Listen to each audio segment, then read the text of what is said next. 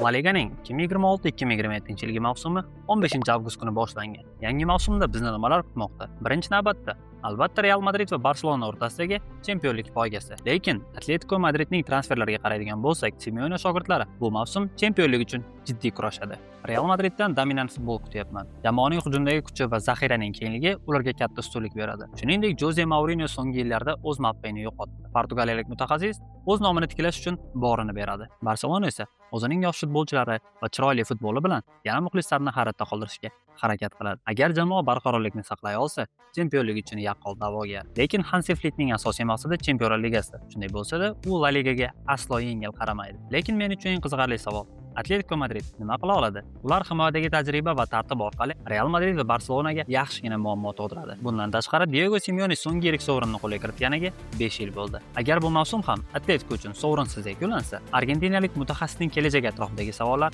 yanada kuchayadi. Fikrimcha, mavsum yakunida Real Madrid chempion, Barselona va Atletico uchlikdan o'rin oladi. Siz ushbu mavsum La Ligani kim qo'lga kiritadi deb o'ylaysiz? Voqealar rivojini birgalikda kuzatishni istasangiz, menga obuna bo'ling.